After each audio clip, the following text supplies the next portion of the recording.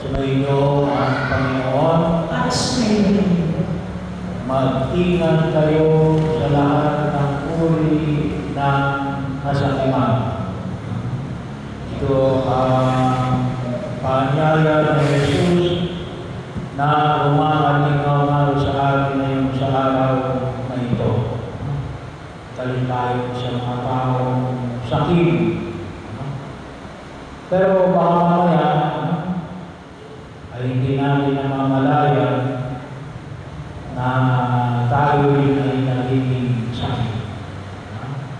Kaya nga yung paanyaya ng Jesus natin, mag-ingat kayo. Mag-ingat kayo.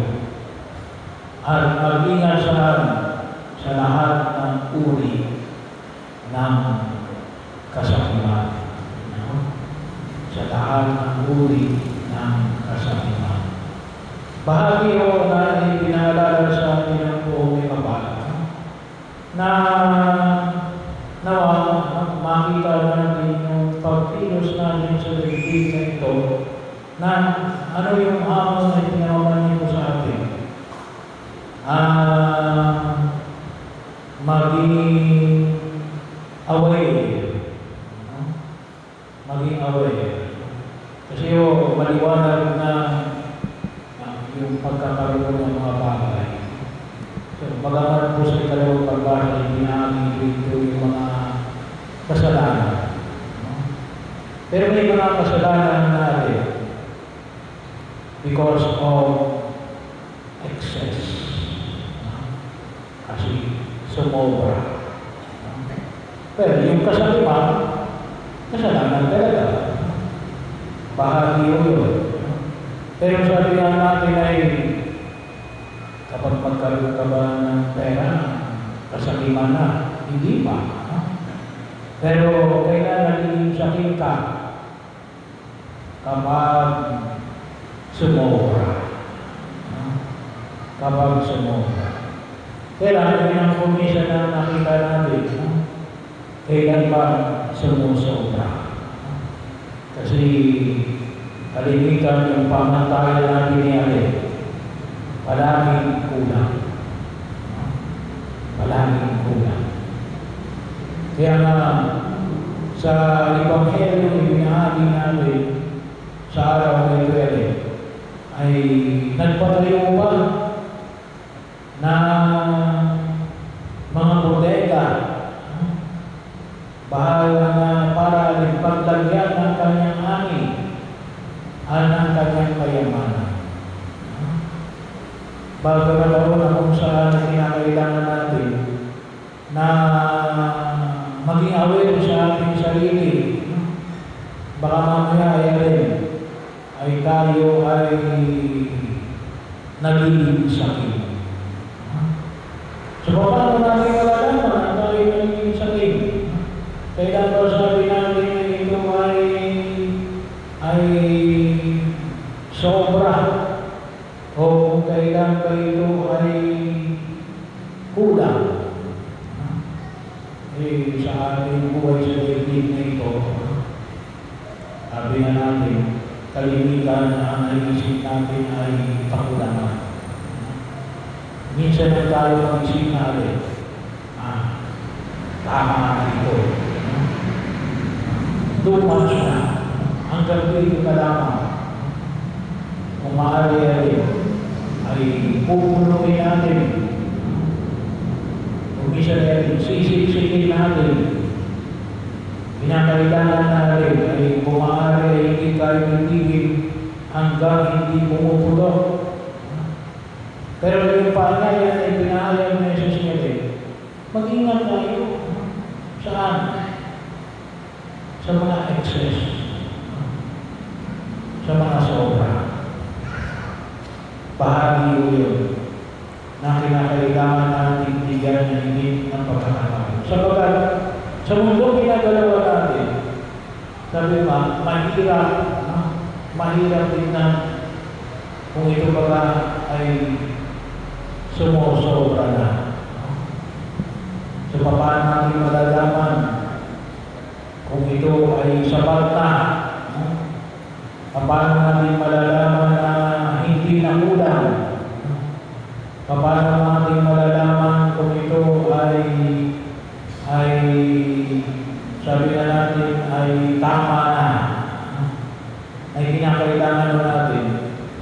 doon sa mga bagay na tinitingnan natin sa daigdig na ito. Kasi sabi nga natin, maaaring kasi yung 1 bilyon kulang pa sa'yo. Pero yung 1 milyon, pwedeng husto na sa'yo. O maaaring naman kahit ng 1,000, okay na sa'yo. Ano yung pinakailangan natin bigyan ng pagpapalaga? Yung tinatawag ko natin na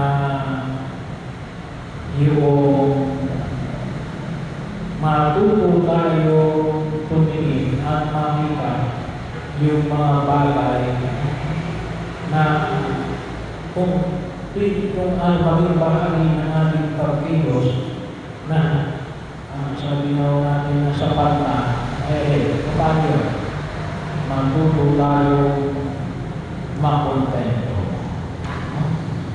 Contentment. Napakahalaga ko yung contentment. Ang tao, kalimitan, ay walang kakontentuhan. Sabi nga kung isa, yung tao gusto ilagay yung kanyang kamay. Pero minsan, hindi yung kamay. Kung mahal na, yung buo niya matawan ipapasok niya ron makuha niya lang yung kanyang gusto. Pero yung contentment, kasapatan, paano natin makikita ito? Makikita lamang natin ito kapag ay nakatagpo natin sa Jesus. Pag-iwala ko ng makita natin na makatagpo natin sa Jesus, yung ating Diyos. Yun din yung pag-iwala na ibinigay sa atin na tinatawag natin ay kalawang pagbasa. Kasi may mga bagay na hindi naman kasalanan. Pero kapag nag-excess, naging kasalanan. Katulad na limbawa ng alin, yung magpahinga. Hindi kasalanan na magpahinga Yung sobrang pahinga, katamaran. Meron yun Kaya tamad ka, hindi ka na kumikilos. Kasalanan na yun. Ano pa? Pagkain. Hindi masama ang pagkain. Pero kapag sumobra yung pagkain, naging kasalanan. Bakit? Katakawa. Bahagi yun na kung saan ay makita natin almost the 7 capital sins. Bahagi yun na kung saan ay alin. Ang tawag na natin commission ay sin of excess. Kasalanan ng kasobrahan. Bahagi yun. So kaya kailangan maging bahagi ng pag-iwas natin. Matuto tayo makontento. Ano yung pamamaraan para matuto tayo makontento? Kinakailangan maging aware tayo ng pag-iwas ng Diyos sa gitna natin. Makita ko natin. Kasi kung susumahin natin, anong sabi sa mga babae, lahat ng pag-ibig walang pagbuwan. Walang pagbuwan. Kahit na nga raw yung hindi ka makatulog sa pag-iisip, walang pagbuwan. Bahagi yun. Lahat ng ito ay walang pagbuwan. Kahit ano man yan.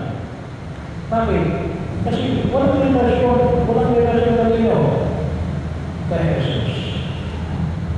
Kinakailangan natin makita yung mga bagay na ito sa ayon sa ating pagkilala sa ating Diyos. Pagkilala natin sa ating Diyos. Madali na akong makita kung ito ay alin. Sapat na ba o hindi? Kaya kumisyon yung mga tao na sa gitna ng kanilang dami ng yaman, hindi sila masaya. Bakit? Wala ng Diyos. Sa gitna ng kanilang nakakapangyarihan, hindi sila masaya. Sa gitna ng kanilang katanyagan, hindi sila masaya. Bakit? Nilulod sila ng kanilang kayamanan. Nilulod sila ng kanilang katanyagan. At nilulod sila ng kanilang kapangyarihan.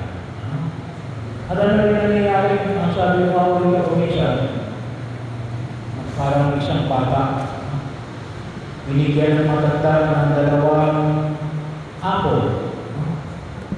Kaya siya. Kasi 2 kamay. Bata. 5 years old. Binigyan ng pangalawang apple. Ang pangatlong apple. Ano nangyari? Hindi niya maawakan. Nahulog lahat ng apples.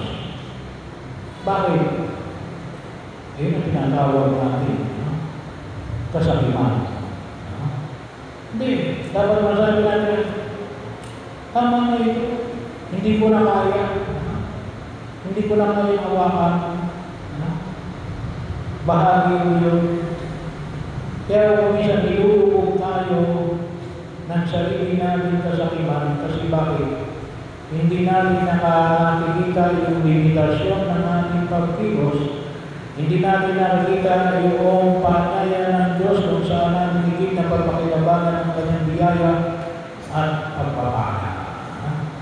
Kaya yung nangyayari ay nilulubog tayo ng ating sariling kasakiman. At yung ating nawang pakipag-ugnayan sa Diyos, ang talagang tayo na ipag-ugnayan sa Diyos, ay tuturuan tayo kung alin dito yung mahalaga. Kung alin dito yung mahalaga. Sapagkat, of course, kailangan natin ng kayamanan. Kailangan natin ng kaayusan, ng kapangyarihan, ng kapangyarihan. Pero saan natin gagamitin? Higit para sa plano ng Diyos, para sa bawat isa sa atin. Yun naman yung huwag natin kalimutan. Kaya, ito yung hapon na ipinamamanin ng Panginoon. Maging aware tayo